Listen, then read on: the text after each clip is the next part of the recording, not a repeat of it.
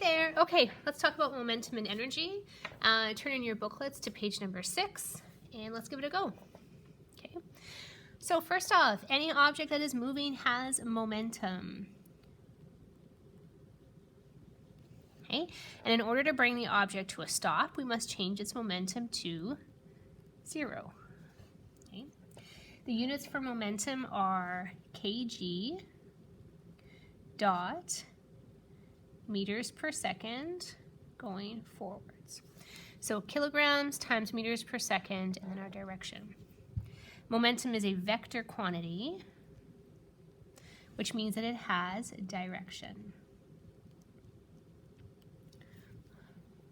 Okay, so far so good. Think about it. What makes an object difficult to bring to a stop? Well, the more mass a moving object has, or the more velocity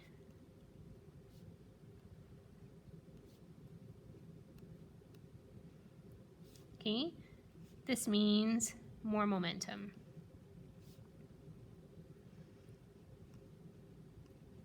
Okay, so think about if you compare a bike to a car has more mass, right? So it's going to have more momentum.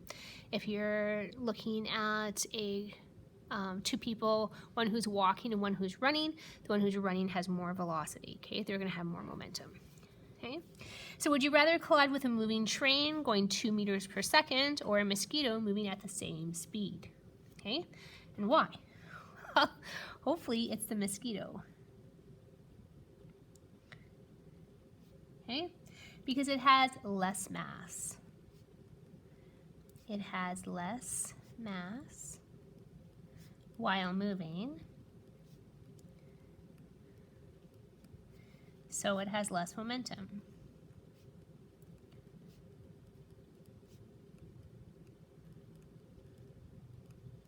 Okay.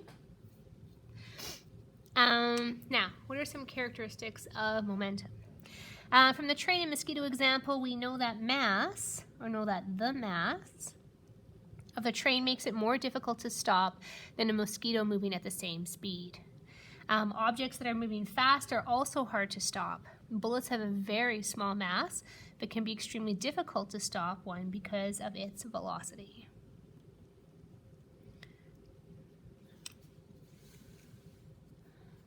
Okay, Newton's principle of momentum. Okay, in a moving object, or if, not in, sorry, okay. If a moving object has more mass, it has more momentum. So this is a direct relationship. Also, if an object has more velocity, it also has more momentum. If either mass or velocity, or both, of an object increase, the object will be more difficult to bring to a stop. Okay, turn the page. See, well, you can see the little cartoon here. It says, an object with a small mass and a moderate speed, like a runaway baby carriage, has only a moderate momentum. It doesn't require much force to change its momentum to 0, right? This says a runaway Mack truck, however, on the other hand, it says has roughly the momentum of a baby carriage going 1,000,000 miles an hour, okay? So that would be how we would equate the two together. Okay. Examples. Suppose we have a car and a truck driving side by side at the same velocity. So let's say they're both going 80 kilometers per hour. Oh, look, I did what I tell you not to do by doing the division line side by side. Yeah, and sure enough, it doesn't even look like a division sign. So let me fix that. 80 kilometers per hour. Okay. Which one has a greater mass? Well, even just looking at them, okay, the truck has the greater mass. Which one will take longer to stop? Well, the truck will take longer to stop. And why is that? Okay, well, more mass equals more momentum.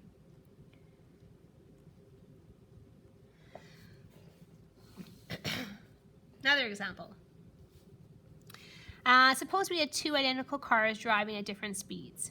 Okay, so let's say we have car A and car B. Okay, this one's going at 10 kilometers per hour. This one's going at 60 kilometers per hour. Okay, which one is going to take longer to stop? Hopefully you said B. Okay, and why? Well, the more velocity equals more momentum. Okay, and as long as you are moving, you have momentum. Okay, turn the page. How do we calculate momentum? Okay, so let's take out our formula sheet. We're going to get that ready to use right away. So it says the momentum of an object, which is the quantity or amount of its motion, is related to its mass and velocity, and it can be calculated by, so in words we would say momentum equals mass times velocity. Okay, and here in symbols, the symbol for momentum is P, because we can't use big M because that's mass and little m is meters, equals m times v.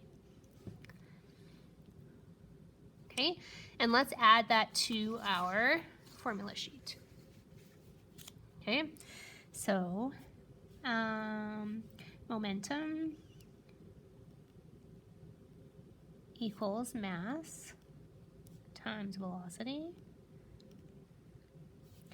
or P equals m times v. There we go.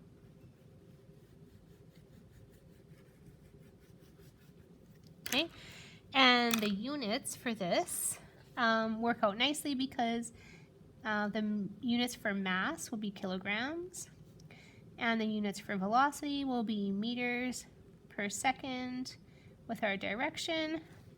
So the units for momentum are kilograms dot meters per second going forward. Okay, right on.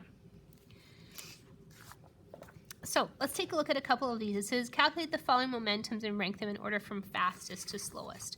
Okay, I'm not really worried about you trying all of these, but let's try a couple of them. Okay, so let's take a look at the race car here. Okay, it says the mass is 320 kilograms times 86.1 meters per second. That's the velocity. Okay, so if I were to write this down here, P equals m times v. So my mass, 320 kilograms times 86.1 meters per second, and we'd be going forwards if we're not told anything else. Okay, so now I'll take my calculator. Okay, so I get 27,552 kilograms meters per second going forward. Okay, so that's literally how we calculate momentum. Okay, so that's going, that has a lot of momentum. Let's try something that is a little bit slower. Let's take a look here. Let's take a look at the transit bus. Okay, we have 1,700 kilograms times 0 kilometers per hour. Okay, well, what's 0 kilometers per hour in meters per second? Yes. Okay, it's also 0. Okay, so what would be our momentum?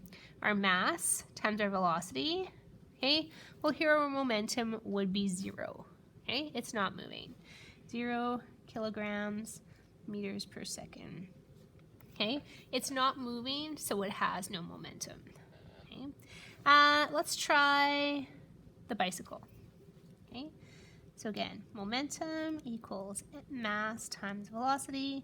My mass is 10 kilograms. My velocity is 6 meters per second.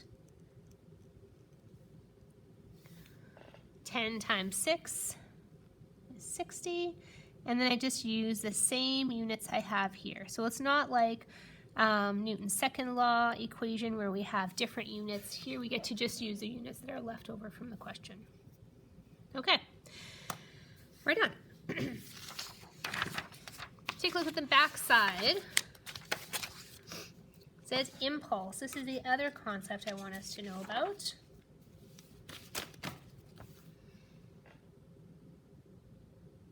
Yes.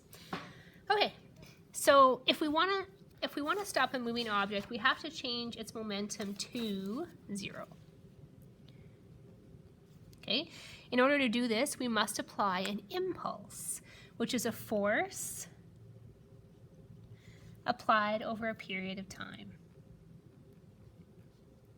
Okay, so an impulse can be calculated by, well, the equation is impulse equals force times time, or in symbols it is I for impulse equals force times our change in time. Okay, and I've written this up at the top of my box on purpose, so we'll come back to this, okay? If you want to apply a greater impulse, you must apply more force or apply the force for a longer period of time. Okay, so therefore, if we increase the time it takes for us to reach 0, we decrease the impulse. Okay, this is an inverse relationship.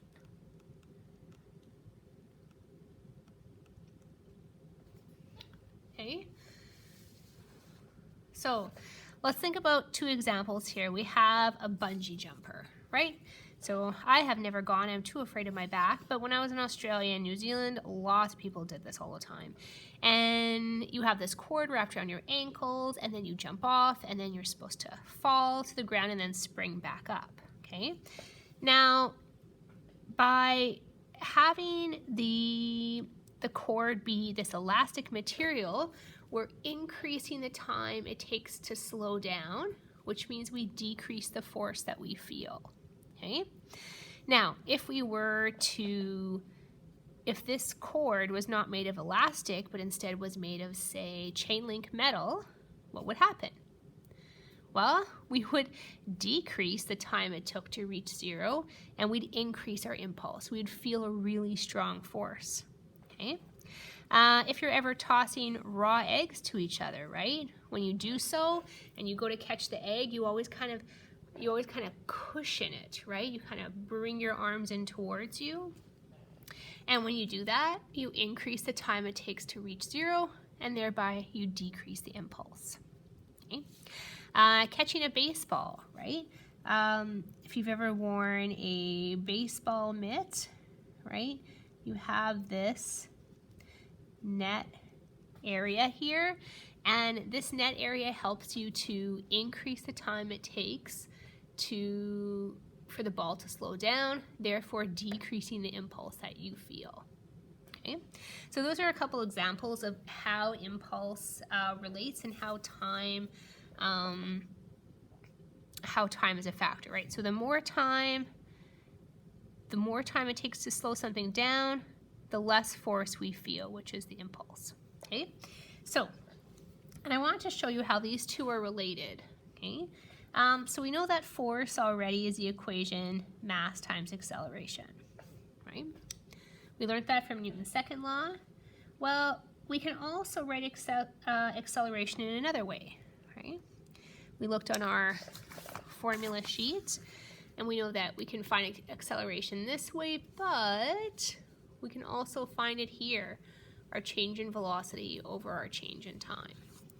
Okay, so if I replace acceleration with change in velocity over change in time, okay, still means the exact same thing. Okay, now let's get rid of time. So I'm going to multiply both sides by time. Okay, so now I have that a change in time times force equals mass times velocity. Oh, I don't like how that looks there. Okay, so m times v, right? This is our change in momentum.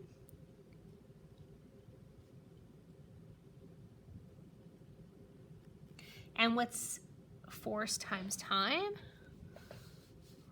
Well, force times time equals impulse, okay?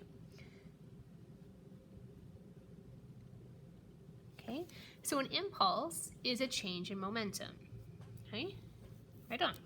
So we can also write impulse as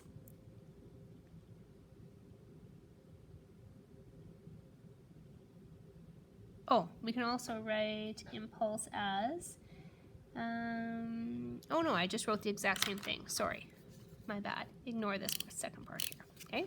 So there we go. That's our equation. Let's add that to our formula sheet. Okay, where am I going to put this? Here, I'll put it here. So impulse equals force times time. Oops, sorry, that might be easier. So I equals F times T, our change in time.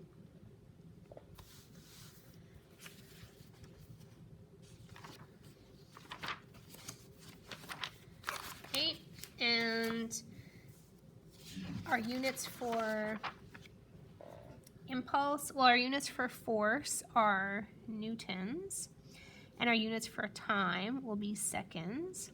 So our units for impulse are newtons seconds, Newton seconds.